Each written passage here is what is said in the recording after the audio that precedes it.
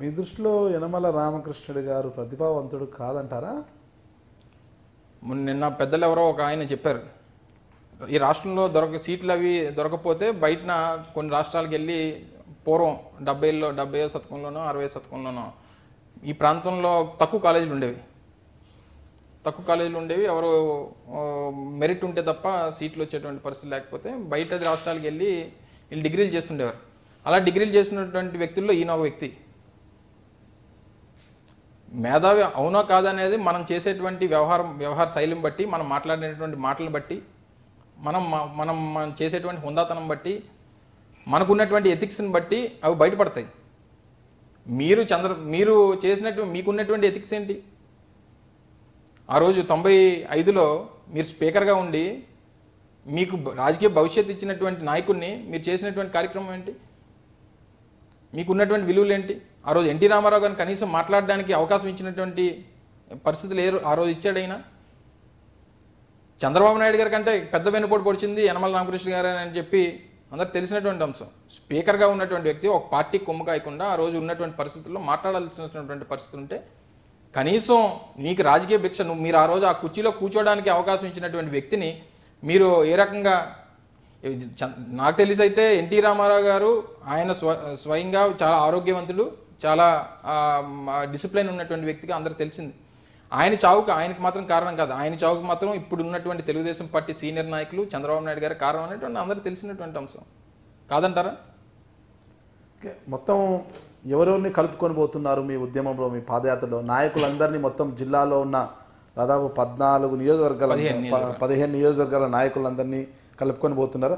అసలుకి అమర్నాథ్ గారు అంటేనే ఈగోయిస్టు, చిన్న వయస్కుడైనా కూడా పార్టీలో ఎంతోమంది సీనియర్లు ఉంటారు, వాళ్ళందరికీ కనీసం కూడా రెస్పెక్ట్ ఇవ్వరు, చాలా ఈగోయిస్ట్గా పోతుంటాడు, అందరూ కూడా బాధపడుతున్నారంటారు. ఈ నేపథ్యంలో మీతో మీ పాదయాత్రలో, మీ ఉద్యమంలో వాళ్ళందరూ కలిసి వస్తారంటారా? జగన్మోహన్ రెడ్డి గారి మీద కూడా ఈ రకమైనటువంటి గోబెల్స్ ప్రచారం చేశారు. నేను జగన్మోహన్ రెడ్డి గారితో నేనైతే పోల్చుకోవట్లేదు కానీ తప్పు. కానీ జగన్మోహన్ రెడ్డి గారిని కొన్ని పత్రికలు, కొన్ని ఛానల్స్ ఆయన ఎంత ఈ హుందాగా ఉంటారో, ఎంత పెద్దలకి రెస్పెక్ట్ ఇస్తారో, మాలాంటి యువకులకి ఏ రకంగా ప్రోత్సాహం ఇస్తాడో దగ్గరగా ఉన్నటువంటి వ్యక్తులుగా, రోజు నిరంతరం చూసేటువంటి వ్యక్తులుగా మాకు తెలుసు. కానీ బయట ఉన్నటువంటి టాక్ని ఏ రకంగా క్రియేట్ చేశారండి? నించొని మాట్లాడాలంట, పెద్దలు ఆయన సార్ అని పిలాలంట, లేకపోతే వచ్చి కూర్చొని ఇవ్వడంట, నించోబెట్టి మాట్లాడతారంట. ఈ రకమైనటువంటి మాటలు కదా జగన్మోహన్ రెడ్డి గారు మీరు చెప్పినవి. మీరు వస్తానంటే జగన్మోహన్ రెడ్డి గారి దగ్గర తీసుకుని వెళ్తాను. మనం వెళ్ళి లోపల కూర్చొని మాట్లాడి బయటికి వెళ్ళినప్పుడు ఆయన బయటకు వచ్చి డోర్ తీసుకొని మనల్ని సాగనంపుతారు. మీరు చాలామంది చేస్తుంటారు ఇంటర్వ్యూలు, ఈ మాట చెప్పుంటారు కదా. బయటకు వచ్చి మనల్ని బయటికి పంపించిన డోర్ కూడా ఆయనే తీస్తాడు. ఏంటి అవసరం? ఈరోజు నా గురించి మీరు మాట్లాడారు, నేను ఈగోయిస్ట్ అనో లేకపోతే నేను అని భావిస్తున్నారనో టాక్. అదే విశాఖపట్నంలో తప్పలేదు.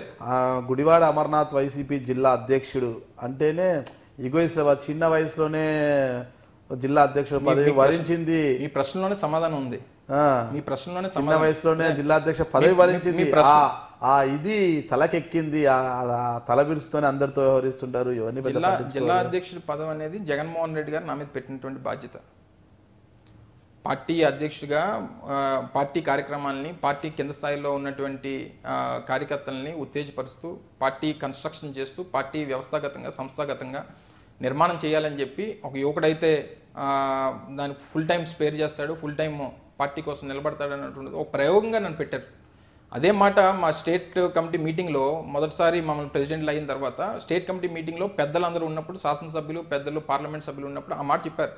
అమర్ని నేను ప్రయోగం చేస్తున్నాను, అమర్ని ఒక ప్రయోగంగా విశాఖపట్నంలో పెడుతున్నాను, ఒక ఇంపార్టెంట్ జిల్లాకి అమర్ని ప్రయోగం చేస్తూ పెడుతున్నాను, అమరు సమర్థవంతంగా చేయగలను అన్నటువంటి నమ్మకం నాకు ఉందని చెప్పి 2.5 సంవత్సరాల క్రితం నన్ను జిల్లా పార్టీ అధ్యక్షుడిగా చేసినప్పుడు జగన్మోహన్ రెడ్డి గారు చెప్పినటువంటి మాటలు.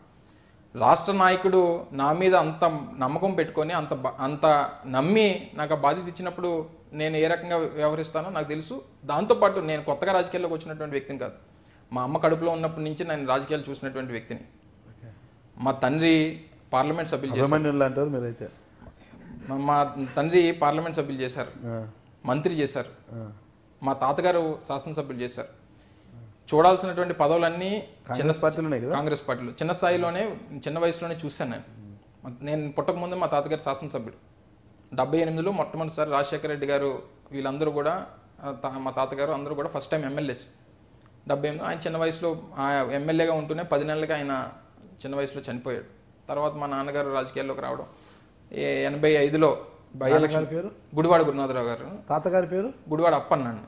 గుడివాడ అప్పన్న. గుడివాడ అప్పన్న గారు ఆయన 78లో ఫిబ్రవరిలో ఎమ్మెల్యే అయ్యారు, డిసెంబర్లో చనిపోయారు. మీ స్వగ్రామం ఏదండి?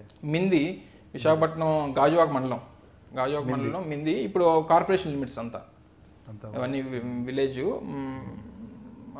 ఇప్పుడు పూర్వం పంచాయతీగా ఉండేది, తర్వాత అది అలాగా క్రమేపీ మున్సిపాలిటీ అయింది. ఇప్పుడు గ్రేటర్ విశాఖలో గాజువాక కాన్స్టిట్యున్సీలో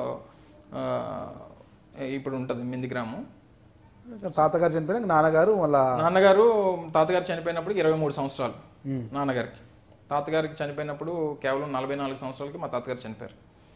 23 సంవత్సరాలు మా నాన్నగారు ఆ రోజు పోటీ చేసేటువంటి అవకాశం లేదు. ఇక మళ్ళా నాన్నగారు ఎన్ని ఏళ్లలో ఎమ్మెల్యే అయ్యారండి తాతగారు చనిపోయిన? తాతగారు చనిపోయిన తర్వాత ఈయన చిన్న వయసు 25 ఇయర్స్ మినిమం ఏజ్ కాబట్టి పోటీ చేయడానికి లేదు. మా ఇంట్లో నాన్నమ్మ కూడా ఇది లేదు. ద్రోణరాజు సత్యనారాయణ గారు అని మా తాతగారి కాంటెంపరీ. ద్రోణరాజు సత్యనారాయణ గారు మీకు తెలిసి ఉంటారు, 2 times రాజ్యసభ, మొన్న రాజశేఖర రెడ్డి గారితో కూడా ఎమ్మెల్యే చేసి చనిపోయారు. Senior leader. తర్వాత ఆయన బై ఎలక్షన్లో ఆయన కంటెస్ట్ చేయడం, తర్వాత ఆయన మా నాన్నగారిని యూత్ కాంగ్రెస్ ప్రెసిడెంట్గా చేయడం. 83లో రాజశేఖర రెడ్డి గారు మీకు ఐడియా ఉండే, 83లో ఆయన స్టేట్ పీసీ ప్రెసిడెంట్ చేశారు చిన్న వయసులో, 33 సంవత్సరాలకే. అప్పుడు అప్పట్లో చిన్న వయసు అయినా కూడా నాకు తెలుసు కొద్దిగా పీసీ ప్రెసిడెంట్ చేశారు. అప్పుడు రాజీవ్ గాంధీ కూడా అప్పుడు నేషనల్ 84 ఇందిరాగాంధీ చనిపోయిన తర్వాత రాజీవ్ గాంధీ గారు నేషనల్ ప్రెసిడెంట్ అయిన తర్వాత వీళ్ళు ఏం చేశారంటే రాష్ట్రంలో ఉన్నటువంటి యూత్ కాంగ్రెస్ ప్రెసిడెంట్లు అందరికీ కూడా ఆ రోజు టికెట్ ఇచ్చారు 85లో.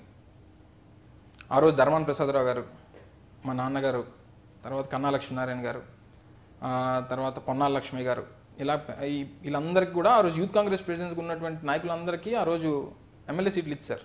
85 బై ఎలక్షన్ నాదన్ల భాస్కర్రావు గారిది ఇష్యూ అయిన తర్వాత 85లో వాళ్ళకి ఇచ్చారు. 85లో అందరూ మళ్ళీ రామారావు గారి వేవ్లో అందరూ ఓడిపోయారు. 85 నుంచి మళ్ళీ అలా కంటిన్యూ అయ్యారు. 89లో ఆ రోజు వీళ్ళందరూ మళ్ళీ ఈ బ్యాచ్ అంతా కూడా ఎమ్మెల్యేలు అయ్యారు. నాన్నగారు, ధర్మాన ప్రసాదరావు గారు, కన్నా లక్ష్మీనారాయణ గారు, వీళ్ళంతా ఆ రోజు 89లో వీళ్ళంతా శాసనసభ్యులు. ఆ రోజు నాన్నగారి వయసు 33 సంవత్సరాలు.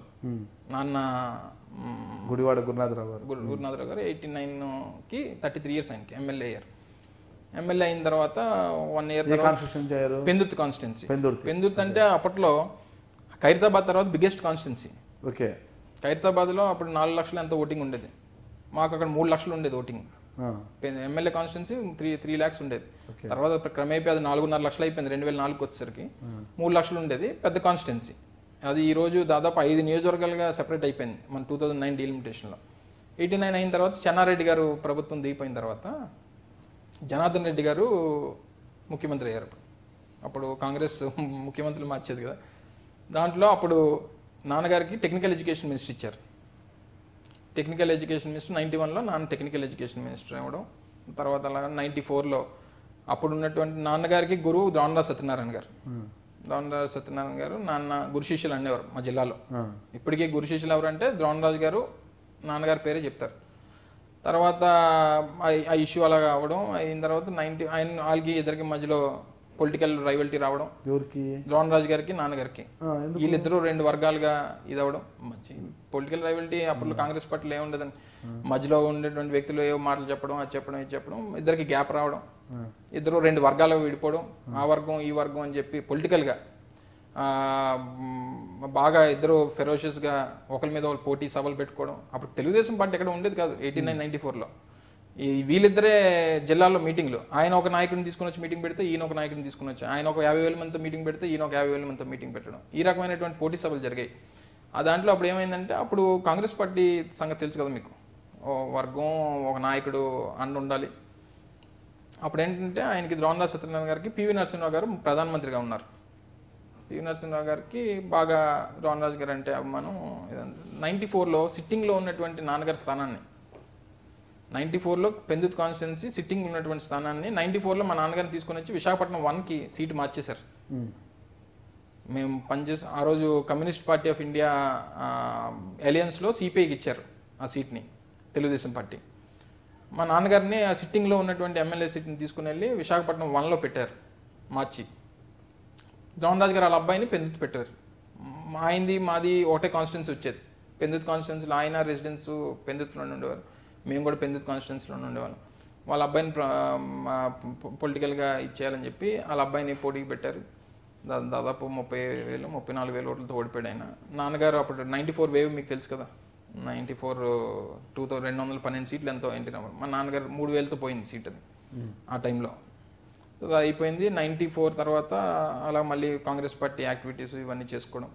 98లో బై ఎలక్షన్ వచ్చింది, పార్లమెంట్ జనరల్ ఎలక్షన్, ప్రభుత్వం పడిపోవడం. 98లో జనరల్ ఎలక్షన్స్ వస్తే ఆ రోజు అనకాపల్లి నుంచి నాన్నని పార్లమెంట్ కంటెస్ట్ పెట్టారు కాంగ్రెస్ పెడితే కాంగ్రెస్ ఆ రోజు 98లో పార్లమెంట్ సభ్యులుగా ఆయన ఎన్నికవడం. ఆ రోజు 7 సీట్లలోనే తెలుగుదేశం పార్టీ ఎమ్మెల్యేలే. అనకాపల్లి కాన్స్టిట్యున్సీ పార్లమెంట్ పరిధిలో ఉన్నటువంటి 7 శాసనసభ్యులు తెలుగుదేశం పార్టీ శాసనసభ్యులు. 7 ప్రాంతాల్లో ఒక నర్సీపట్నం ఆ రోజు అయ్యన్నపాత్రుడి గారి మీద కంటెస్ట్. ఇప్పుడు అయ్యన్న మినిస్టర్ గారు ఉన్నారు కదా, మినిస్టర్ గారి మీద ఆయన తెలుగుదేశం, నాన్న కాంగ్రెస్ పార్టీ, వీళ్ళిద్దరికి మధ్యలో కంటెస్ట్. ఒక నర్సీపట్నం కాన్స్టిట్యున్సీ తప్పితే మిగిలిన 6 కాన్స్టిట్యున్సీల్లో నాన్నకు మెజారిటీ రావడం, నాన్న పార్లమెంట్ సభ్యుడు అవడం. దురదృష్టవశాత్తు అప్పుడు 13 నెలలే టోటల్ ఈ 16 లోక్సభ చరిత్రలో 13 నెలలు అతి తక్కువ కాలం చేసినటువంటి సభ ఏదన్నా ఉందంటే 12th లోక్సభ నాన్నగారు చేసినప్పుడు ఒక్కోటితో ప్రభుత్వం పడిపోయింది. 98 మీకు తెలిసే ఉంటుంది. తర్వాత 99 మళ్ళీ జనరల్ ఎలక్షన్స్, మళ్ళీ ఆ ఎలక్షన్ ఈ ఎలక్షన్ కలిపి రావడం. ఆ రోజు వాజ్పేయి గారి మీద సింపతి ఉండడం, కార్గిల్ యుద్ధంలో మనం విజయం సాధించడం, ఇదంతా ఆ రోజు మళ్ళీ ఆ వేవ్. మళ్ళీ చంద్రబాబు నాయుడు ఎప్పుడు సొంతంగా గెలిచినటువంటి సందర్భాలు లేవు కదా. 94లో ఆయన ముఖ్యమంత్రి అవడానికి ఎన్టీ రామారావు గారు కారణం, అప్పుడు అయ్యాడు. 99లో వాజ్పేయి గారి దయ వల్ల ఆ రోజు అయ్యాడు. 2004లో సొంతంగా వెళ్ళాడు. ఆ రోజు పరిస్థితుల్లో సొంతంగా భారతీయ జనతా పార్టీ ఉన్నప్పటికీ ఆ రోజు దేశవ్యాప్తంగా అయింది. రాజశేఖర రెడ్డి గారి తాలూకా ఉప్పెన ఇక్కడ కొనసాగింది. 2009లో కూటమన్నాడు, ఆ రోజు ఓడిపోయాడు. మళ్ళీ 2014 మోడీ దయ వల్ల మళ్ళీ మన ముఖ్యమంత్రి అయినటువంటి సందర్భాలు. ఆ రోజు 99లో అప్పుడు చాలామంది, దాదాపు 33 మంది ఎంపీలు, 35 మంది ఓడిపోయారు. నాన్న కూడా దీంట్లో ఇది అయిపోవడం, తర్వాత హెల్త్ కొంత డిటీరేట్ అయిపోవడం, కిడ్నీస్ ఫెయిల్ అయిపోవడం. నాన్న కూడా చిన్న వయసులో, నాన్న 46 ఇయర్స్లో తండ్రిని కోల్పోయామని. నాకు అరౌండ్ 16 ఇయర్స్ అప్పుడు. నాకు 16 మంత్రిగా కూడా పనిచేశారు కదా. పనిచేశాను, చెప్పాను కదా మీకు. జనార్దన్ రెడ్డి గారి టైంలో 34 ఇయర్స్కే మినిస్టర్ అయినా, 34 సంవత్సరాలకే జనార్దన్ రెడ్డి గారి క్యాబినెట్లో మినిస్టర్ అయినా అవడం. 98లో పార్లమెంట్ సభ్యుడు, 99లో మళ్ళీ ఆయన ఓటమి చెందడం, హెల్త్ కొంచెం ఇది అవడం. 2001లో ఆయన ఎక్స్పైర్ అయిపోయారు, 2001 నవంబర్లో. హెరిటరీ అంతా కూడా చిన్న వయసులోనే ఏమో మరి.